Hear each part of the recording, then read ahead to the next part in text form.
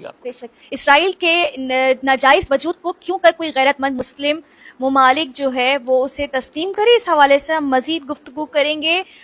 آغا آخری سوال شامل کرنا چاہوں گی میں پروگرام کے اندر. یہ بتائیے کہ یہ جو جنگ ہو رہی ہے اور مسلسل یہ جنگ چھڑی چلی جا رہی ہے، اطراف کے جتنے مسلم ممالک ہیں اب تھوڑی تھوڑی غیرت آنا شروع ہوئی، OIC جو ہے مل کے کچھ کام کرنا شروع ہوئی اور جو ہے فلسطینیوں کے حق میں بول رہے کس طرح سے عراق کے کتنے سارے مجاہد وہ جو ہیں جنگ کے لیے جا رہے. کیا یہ تمام تر علائم جو ہیں وہ آمادگی ظہور کے حوالے سے ہیں؟ اس میں کیا یہ عنصر نظر آتا ہے؟ دیکھیں بات یہ ہے کہ آپ نے جو عراق کی بات کی یا لبنان کی بات کر لیں یا یمن کی بات کر لیں تو یہ تو پہلے سے غیرت مندی کا مظاہرہ کر رہے ہیں نا، لڑ رہے ہیں. ایران یہ تو پہلے سے لڑ رہے ہیں نا، یہ تو کر رہے ہیں، شام میں تو کر ہی رہے ہیں. وہ OIC کی جو آپ بات کریں نا کہ یہ نہیں، یہ وہ مجموعہ ہے ان کا، چوہوں کا ایک مجموعہ ہے جو آخر میں کہ اجلاس یہاں ختم ہوتا ہے کہ وہ تو سب ٹھیک ہے، یہ بتاؤ کہ بلی کے گلے میں گھنٹی باندھے گا کون. یہ وہ ڈرپوک لوگوں کا مجموعہ ہے، حکمرانوں کی بات کر رہا ہوں. یہ جو بیان دے رہے ہیں نا OIC کے اجلاس وغیرہ جو کر رہے ہیں، یہ عوام کا پریشر ہے. ان کو اندازہ نہیں تھا کہ پوری دنیا کے مسلمان فلسطینیوں کی حمایت میں اس طرح سے کھڑے ہوئے تھے. لاکھوں کی ریلیاں ہر جگہ، یعنی جہاں پابندیاں وہاں بھی لوگ نکل رہے ہیں، غم و غصے کا اظہار کر رہے ہیں. یہ اس دباؤ میں، یہ جو بیانات ان کے نا اس دباؤ کے تحت. لیکن جب یہ معرکہ آگے بڑھے گا تو میری بات یاد رکھیں سب کہ یہ سارے خیانتکار امریکہ کے ساتھ کھڑے ہوں گے، یہ اسرائیل کے ساتھ کھڑے ہوں گے، یہ مظلوموں کے ساتھ ہی نہیں کھڑے ہوں گے. میں اس کا ثبوت دے دوں نا.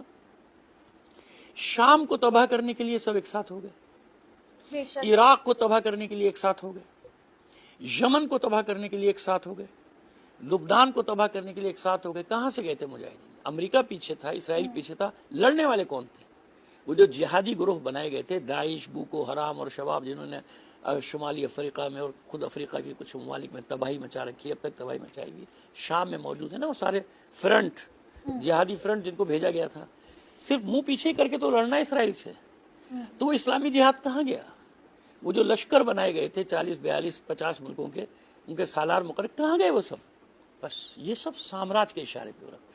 یہ ان کے خلاف تیار کیے جا رہے تھے کہ جہاں جہاں بھی اسرائیل کے خلاف مقاومت ہے اس کو کچلا جائے. شام میں اسرائیل کے خلاف ریسسٹنس ہے، مقاومت ہے، یمن میں تھی، لبنان میں ہے، عراق میں ہے. لہذا سارے جہادی گروہوں کو وہاں پہ چھوڑا گیا نا تباہ کرنے کے لیے. اگر یہ اتنے بڑے اسلام کے چیمپئن تھے تو اب کیوں نہیں مدد کر رہے فلسطینیوں کی؟ اب کیوں نہیں لڑ رہے؟ اسرائیل کے خلاف جہاد کیوں نہیں ہو رہا؟ اس کے خلاف کیوں نہیں لڑ رہی ہے نا؟ سامنے کی بات. اب آئیے عقیدتی طرف. دیکھیے قرآن مجید میں وعدے ہیں کچھ، اور اللہ کے وعدے ہیں.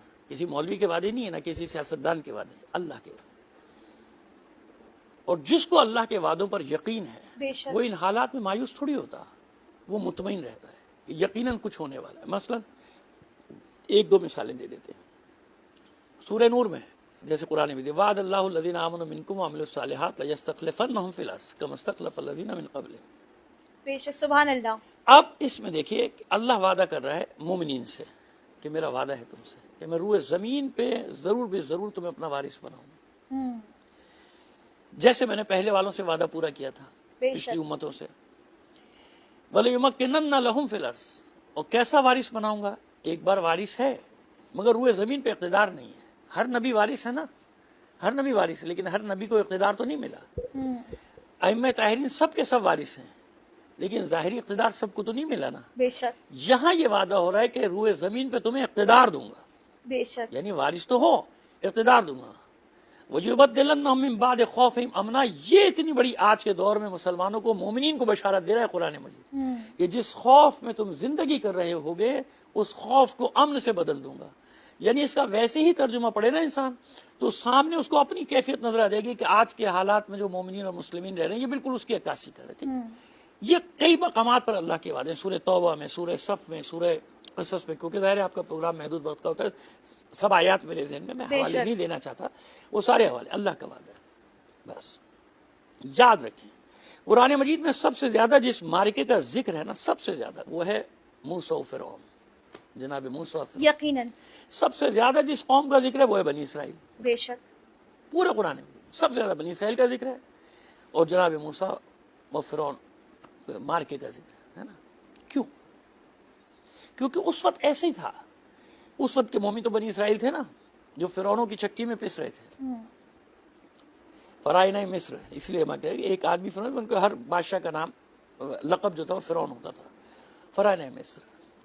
جناب یوسف کے زمانے سے ان کو پیش خبری یعنی پیش گوئی بتا دی گئی تھی، خبر دے دی گئی تھی کہ تم پر اب ایسا وقت آئے گا، تم پر ظالم مصر پہ مسلط ہو جائیں گے، اللہ اکبر، اور منتشر ہو جاؤ گے، بکھر جاؤ گے۔ وہ گروہوں میں بڑھ گئے تھے نا، وقت قبیلوں میں 72 فرقوں میں بڑھ گئے تھے بنی اسرائیل، اور ہم 73 میں بٹے، 72 میں بٹے نا، 72 فرقوں میں بڑھ گئے تھے۔ لیکن ایک خبر ان کے پاس یہ تھی، یقین ان کو تھا کہ موسیٰ آئیں گے، موسیٰ آئیں گے، موسیٰ آئیں گے۔ یہ قرآن مجید میں بار بار اس لیے ذکر کیا گیا کہ جب بالکل مایوس ہو گئی تھی نا دنیا کہ اب کچھ نہیں ہونے والا، فرعون بس انا ربکم الاعلیٰ کا نعرہ لگا کے بیٹھا ہوا ہے، اس وقت جناب موسیٰ ظاہر ہوئے تھے، اور جناب موسیٰ نے فرعون کو اس کی طاقت سمیت غرق کر دیا تھا۔ ٹھیک ہے نا؟ ہم جس دور میں زندگی بسر کر رہے ہیں، لوگوں کے ذہنوں میں ایک بات بٹھائی گئی ہے، اور وہ یہ بات بٹھا دی گئی ہے کہ یہ سپر طاقت ہے، یہ بہت بڑی طاقت ہے، ان کے پاس یہ، ان کے پاس وہ ہے، سیٹلائٹ ہے، تمہارے گٹر کو بھی جانتے ہیں کتنے گٹر ہیں، اس میں کون ہے کہاں، تم گھر میں کمروں کے اندر بھی سو رہے ہوگے تو تمہیں جانتے ہیں۔ یعنی ذہنی طور پہ اتنا غلام، اسیر اور مفلوج بنا دے گا کہ آدمی سوچ ہی نہیں سکتا کہ تب ان سے کون لڑے گا اتنی بڑی طاقتوں سے۔ اور اسی وجہ سے یہ دن دناتے پھر رہے ہیں، جہاں جاتے ہیں ظلم و ستم کا بازار گرم کرتے ہیں نا، قتل عام کرتے ہیں عورتوں بچوں بس۔ لیکن ایک چھوٹی سی تعداد مومنین کی ہر زمانے میں قیام کی حالت میں رہی، یہ بھی اللہ کا وعدہ ہے کہ سب سرنڈر کر دیں گے لیکن مومنین قیام کریں گے۔ دجال کے ظہور کا بھی یہی بتایا گیا ہے۔ دجال کوئی ایسا ایک فرد نہیں ہے شخص کے جو نکلے گا اس کے بہت سینکڑوں ہاتھ ہوں گے، سینکڑوں پیر ہوں گے، ایسا نہیں ہے، اور وہ اس کے ماتھے پہ ایک نہیں، ایسا نہیں، بلکہ یہ جو آپ دیکھ رہے ہیں دجالی نظام چل رہا ہے نا، وہ ہر طرح سے انسانیت پر قبضہ کر رہے ہیں، لالچ کے ذریعے سے اور دوسرے ذرائع کے ذریعے سے، اور جو نہیں مانتا خوف کے ذریعے سے نا، پانی، بجلی، آٹا سب ان کے قبضے میں نا، معاشیات کو قبضہ کر لیا نا، اسی لیے ڈرتے ہیں چھوٹے ملک میں، میرا پانی بند ہو جائے گا، میرا قرضہ بند ہو جائے گا، مجھے پیسے نہیں ملیں گے، مجھے مشینیں نہیں ملیں گی، مجھے گاڑیاں نہیں ملیں گی، مجھے کچھ بھی نہیں ملے گا، ہے نا؟ ایسی نا ہر چیز پہ کنٹرول کر لیا انہوں نے، جیسے آپ کے اداروں پہ کنٹرول کر لیا، بجلی، لاکھ وزیر اعظم ہمارا چیختا ہے کہ کل بجلی نہیں جائے گی، اسی دن وہ کہتے ہیں بجلی نہیں ملے گی، جاؤ، کیونکہ بجلی ہماری نہیں ہے، یہ بیچ چکے ہیں، بجلی کے ادارے ہمارے نہیں۔ اسی طرح آپ دوسری چیزوں کو بیچ رہے ہیں، بیچتے چلے جائیں گے، دوسرے اداروں کو، غیر ملکی پیچھے ہاتھ ہیں وہ ان کو خرید رہے ہیں چیزوں۔ بس ایسے موقع پہ جب انسانیت بے بس ہے تو یہ حزب اللہ نے جو معجزہ دکھایا تھا یہ بھی ایک نشانی ہے۔ معجزہ اس کو کہتے ہیں، معجزہ وہ نہیں ہوتا جس کو آپ اگربتی سے ڈھونڈ رہے ہو، معجزہ وہ ہوتا ہے جو ساری دنیا تسلیم کرے، نظر آئے کہ یہ ہوا، کہ حزب اللہ نے پہلے اس کا غرور خاک پہ ملایا، اب یہ حماس کے مٹھی بھر مجاہدوں نے جو ان کے ساتھ کیا ہے نا، لوگ یہ سمجھ رہے ہیں کہ بس غزہ تباہ ہو گیا، فلسطین تباہ ہو گیا، بس یہ جنگ ختم ہو گئی، نہیں، میں بتا رہا ہوں آپ کو، پوری دنیا کو بتا رہا ہوں یہاں سے، یہ جنگ کا آغاز ہوا ہے، یہ اختتام نہیں ہے، یہ جنگ یعنی طبل جنگ پہ چوٹ پڑی ہے پہلی، اور کوئی نہیں بچے گا، غیر جانبداری کی گنجائش ہی نہیں ہے، جیسے وہ کہہ رہے ہیں نا ہم سب کو تباہ کریں گے، تو جو اپنے آپ کو بچانے کی کوشش کر رہا ہے وہ بھی نہیں بچے گا۔ اب صرف دو ہی طاقتیں ہوں گی، یا حق یا باطل، یا ادھر یا ادھر، تو یہ اس بات کی دلیل ہے کہ کچھ ہونے والا ہے انشاءاللہ۔ جب عالمی طاقتیں دیکھیں نا، میں اس کو کمپیئر کر رہا ہوں وہاں سے، جب عالمی طاقتیں یہ نعرہ لگائیں کہ انا ربکم الاعلیٰ، وہی نعرہ لگ رہا ہے نا، انگلش میں کہہ لیں کہ ہم سب سے بڑی طاقت ہے، ہم سپر پاور ہے، ہمارا دیا ہوا نظام دنیا پہ چلے گا، ہمارا جو سسٹم ہوگا، گلوبل سسٹم جو بھی ہے وہ ہم نافذ کریں گے نا، گلوبلائزیشن کریں گے، ایک آنکھ سے دیکھنا نہیں، ایک آنکھ ہوتی ہے نا گلوبلائزیشن، آپ کمپیوٹر پہ ہے تو ایک آنکھ آتی ہے، وہ دجال کی آنکھ ہے، سمجھ میں آ رہی ہے بات؟ یہ دجال کی آنکھ، یہ دجالی نظام۔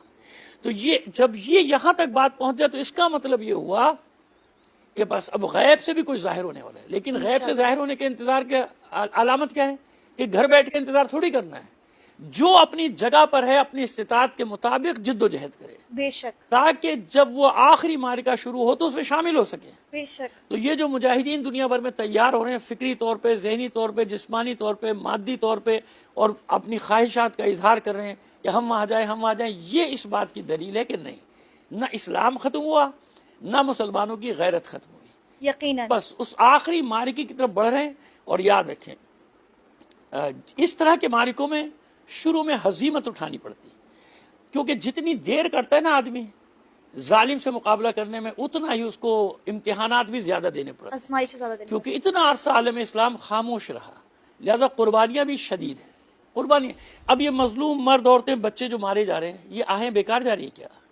ایک عرش پہ طاقت ہے نا، پروردگار